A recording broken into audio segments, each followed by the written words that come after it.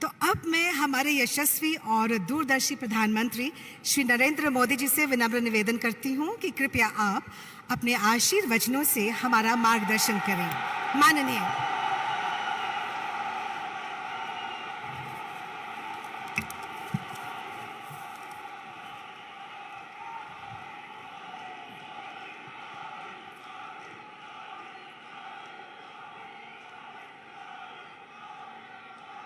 भगवान श्रीनाथ जी की जय। राजस्थान के गवर्नर श्री कलराज मिश्रा जी,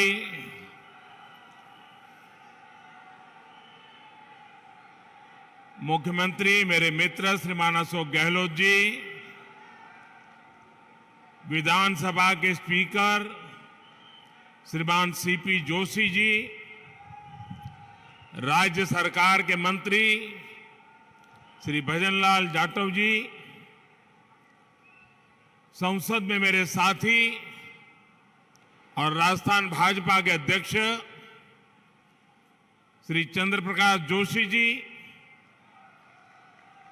संसद में सारे साथी बहन दिया कुमार जी, संसद के मेरे साथी श्रीमान कनकमल कटारा जी, सांसद श्री अर्जुन लाल मीणा जी, कार्यक्रम में उपस्थित अन्य सभी महानुभाव और राजस्थान के मेरे प्यारे भाई और बहनों, भगवान श्रीनाथ जी और मेवाड़ की इस वीर धरा पर मुझे फिर एक बार आपके बीच आने का अवसर मिला है। यहां आने से पहले मुझे भगवान श्रीनाथ जी के दर्शन का सौभाग्य मिला। मैंने श्रीनाथ जी से आजादी के इस अमृत काल में विकसित भारत के संकल्पों की सिद्धि के लिए आशीर्वाद मांगा है। साथियों, आज यहां राजस्थान के विकास से जुड़े 5,000 करोड़ रुपए से अधिक के प्रोजेक्ट का शिलान्यास और लोकार्पण हुआ है।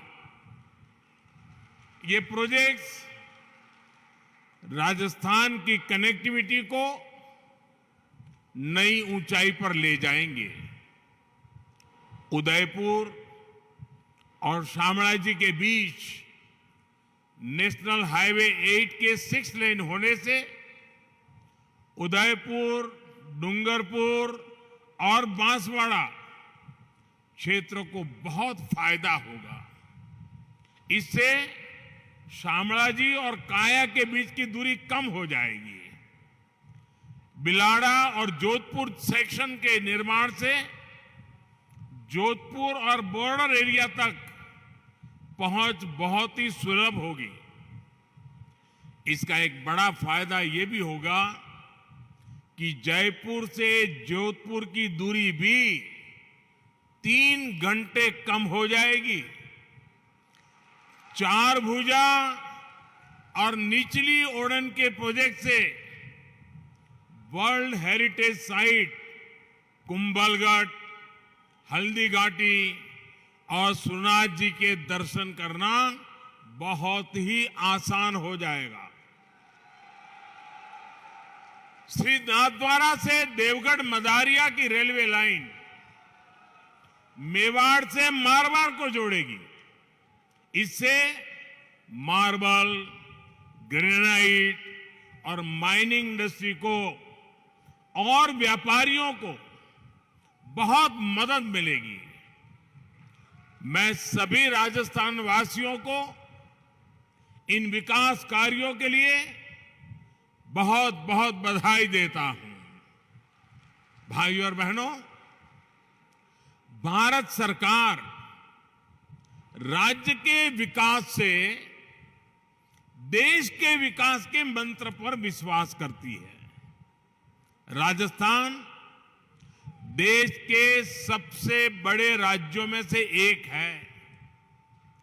राजस्थान भारत के शौर्य, भारत की धरोहर भारत की संस्कृति का वाहक है। राजस्थान जितना विकसित होगा उतना ही भारत के विकास को भी गति मिलेगी। और इसलिए हमारी सरकार राजस्थान में आधुनिक इंफ्रास्ट्रक्चर पर सबसे अधिक बल दे रही है। और जब मैं आधुनिक इंफ्रास्ट्रक्चर की बात करता हूं तो इसका मतलब सिर्फ रेल और रोड ही नहीं होता। आधुनिक इंफ्रास्ट्रक्चर शहरों और गांवों में कनेक्टिविटी बढ़ाता है, दूरी कम करता है। आधुनिक इंफ्रास्ट्रक्चर समाज में सुविधाएं बढ़ाता है, समाज को जोड़ता है। आधुनिक इंफ्रास्ट्रक्चर डिजिटल सुविधाओं को बढ़ाता है, लोगों का जीवन आसान बनाता है। आधुनिक इंफ्रास्ट्रक्चर विरासत को बढ़ावा देने के साथ ही विकास को भी गति देता है। जब हम आने वाले 25 साल में विकसित भारत के संकल्प की बात करते हैं तो उसके मूल में यही इंफ्रास्ट्रक्चर एक नई ताकत बनकर के उभर रहा है।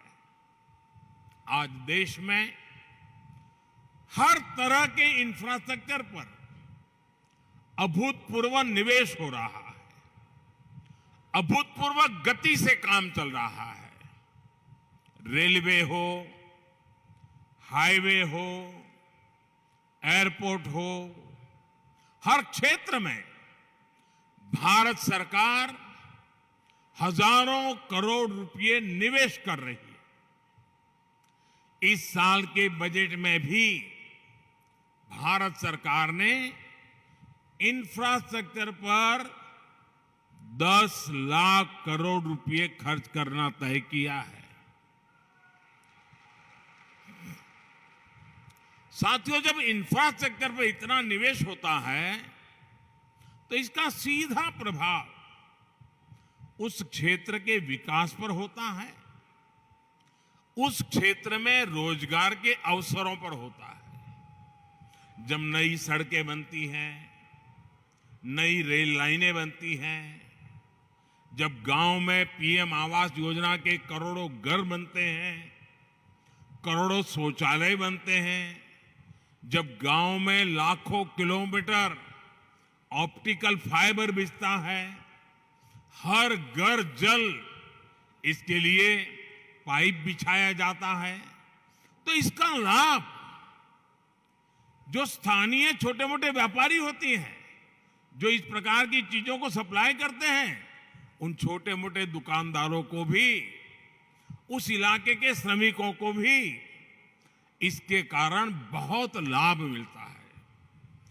भारत सरकार की इन योजनाओं ने अर्थव्यवस्था को एक नई गति दी है। लेकिन साथियों, हमारे देश में कुछ लोग ऐसी विकृत विचारधारा के शिकार हो चुके हैं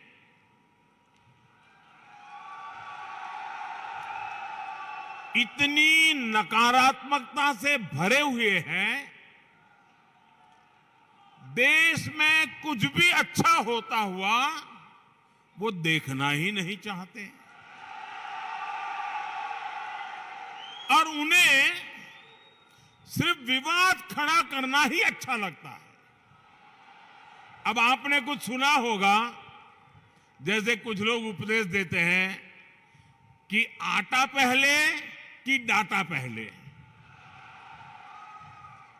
सड़क पहले कि सैटेलाइट पहले।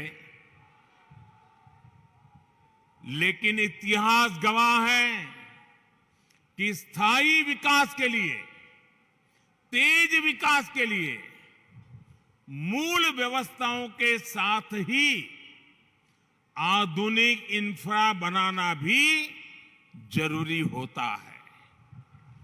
जो लोग कदम कदम पर हर चीज वोट के तराजू से तोलते हैं, वो कभी देश के भविष्य को ध्यान में रखकर योजना नहीं बना पाते। हम कई बार देखते हैं गांव में पानी की टंकी बनी, लेकिन वो 4-5 साल में ही छोटी पड़ जाती है। कितनी सड़कें या फ्लाईओवर ऐसे होते हैं जो 4-5 साल में अपर्याप्त लगने लगते हैं। हमारे देश में इसी सोच की वजह से इंफ्रास्ट्रक्चर के निर्माण को प्राथमिकता नहीं दी गई। इसका बहुत नुकसान देश ने उठाया है। अगर पहले ही मान लीजिए पर्याप्त संख्या में मेडिकल कॉलेज बन गए होते तो पहले देश में डॉक्टरों की इतनी कमी नहीं होती। अगर पहले ही रेलवे लाइनों का बिजलीकरण हो गया होता तो आज हजारों करोड़ रुपए खर्च करके ये काम करने की जरूरत नहीं रहती। अगर पहले ही हर घर तक नल से जल आने लगता तो आज 3.5 लाख करोड़ रुपए लगाकर जल जीवन मिशन नहीं शुरू करना पड़ता। नकारात्मकता से भरे हुए लोगों में ना दूरदृष्टि होती है और ना ही वो राजनीतिक स्वार्थ से ऊपर उठकर कुछ सोच पाते हैं। आप सोचिए, अगर नाथ द्वारा की जीवन रेखा कहे जाने वाले नंद समंद बांध या टाटोल बांध नहीं बने होते तो क्या होता। और हम तो राजस्थान और गुजरात के लोगों के जुबान पे लाखा बंजारा का नाम बार बार आता है। हम लाखा बंजारा की चर्चा करते हैं। पानी के लिए लाखा बंजारा ने अपना जीवन खपा दिया था। हालत यह है कि अगर पानी के लिए इतना काम करने वाले और जिनकी चारों पर बावड़ी किसने बनाई तो बोले लाखा बंजारा, वहां तालाब किसने बनाया तो बोले लाखा बंजारा। ये गुजरात में भी बोला जाता है, राजस्थान में बोला जाता है। मतलब हर एक को लगता है भाई पानी की समस्या का समाधान कोई करता था तो लाखा बंजारा करता था। लेकिन आज हालत यही है कि यही लाखा बंजारा चुनाव में खड़ा हो जाए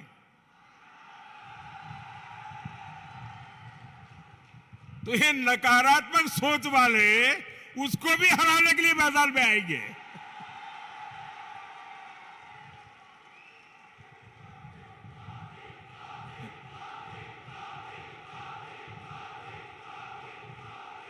उसके लिए भी पॉलिटिकल पार्टियों का जमघट इकट्ठा करेंगे। साथियों, दूरदृष्टि के साथ इंफ्रास्ट्रक्चर नहीं बनाने का नुकसान राजस्थान ने भी बहुत उठाया है। इस मरुभूमि में कनेक्टिविटी के अभाव में आना जाना कितना मुश्किल होता था ये आप भली भांति जानते हैं। और ये मुश्किल सिर्फ आने जाने तक सीमित नहीं थी, बल्कि इससे खेती, किसानी, व्यापार, कारोबार सब कुछ मुश्किल था। आप देखिए, प्रधानमंत्री ग्रामीण सड़क योजना साल 2000 में अटल जी की सरकार ने शुरू की थी। इसके बाद 2014 तक लगभग 3,80,000 किलोमीटर ग्रामीण सड़कें बनाई गई। बावजूद उसके देश के लाखों गांव ऐसे थे जहां सड़क संपर्क से कटे हुए थे। 2014 में हमने संकल्प लिया कि हर गांव तक पक्की सड़कें पहुंचाकर रहेंगे। पिछले 9 वर्ष में ही हमने लगभग 3.5 लाख किलोमीटर 9 वर्ष में 3.5 लाख किलोमीटर नई सड़कें गांवों में बनाई। इनमें से 70,000 किलोमीटर से अधिक सड़कें यहां अपने इस राजस्थान के गांवों में बनी है। अब देश के ज्यादातर गांव पक्की सड़कों से जड़ चुके हैं। आप कल्पना करिए, अगर यही काम पहले हो गया होता तो गांव कस्बों में रहने वाले हमारे भाइयों बहनों को कितनी आसानी हो गई होती। साथियों, भारत सरकार आज गांवों तक सड़क पहुंचाने के साथ ही शहरों को भी आधुनिक हाईवे से जोड़ने में जुटी है। 2014 से पहले देश में जिस गति से नेशनल हाईवे का निर्माण हो रहा था, अब उससे 2 गुनी तेजी से, डबल स्पीड से काम किया जा रहा है। इसका भी लाभ राजस्थान के अनेक जिलों को मिला है। कुछ समय पहले ही मैंने दौसा में दिल्ली मुंबई एक्सप्रेस वे, उसके एक प्रमुख सेक्शन का लोकार्पण किया है। भाई और बहनों, आज भारत का समाज आकांक्षी समाज है, एस्पिरेशनल सोसाइटी है। आज 21वीं सदी के इस दशक में लोग कम समय में ज्यादा से ज्यादा दूर तक पहुंचना चाहते हैं, ज्यादा से ज्यादा सुविधाएं चाहते हैं। सरकार में होने के नाते ये हम सभी का दायित्व है कि भारत के लोगों की इस आकांक्षा को, राजस्थान के लोगों की इस आकांक्षा को हम सब मिलकर के पूरा करें। हम सब जानते हैं कि सड़क के साथ ही कहीं जल्दी आने जाने के लिए रेलवे कितनी जरूरी होती है। आज भी गरीब या मध्यम वर्ग को सपरिवार कहीं जाना है तो उसकी पहली पसंद रेल ही होती है। इसलिए आज भारत सरकार अपने दशकों पुराने रेल नेटवर्क को सुधार रही है, आधुनिक बना रही है। आधुनिक ट्रेनें हो, आधुनिक रेलवे स्टेशन हो, आधुनिक रेलवे ट्रैक्स हो, हम हर स्तर पर एक साथ चारों दिशाओं में काम कर रहे हैं। आज राजस्थान को भी उसकी पहली वंदे भारत एक्सप्रेस मिल चुकी है। यहां मावली मारवाड़ गेज परिवर्तन की मांग भी तो कब से चल रही थी, ये पूरी हो रही है। इसी तरह अहमदाबाद उदयपुर के बीच पूरे रूट को ब्रॉडगेज में बदलने का काम भी कुछ महीने पहले पूरा हुआ है। इस नए रूट पर जो ट्रेन चल रही है उसका बहुत लाभ उदयपुर और आसपास के लोगों को हो रहा है। साथियों, पूरे रेल नेटवर्क को मानव रहित फाटकों से मुक्त करने के बाद हम अब तेजी से पूरे नेटवर्क का बिजलीकरण कर रहे हैं।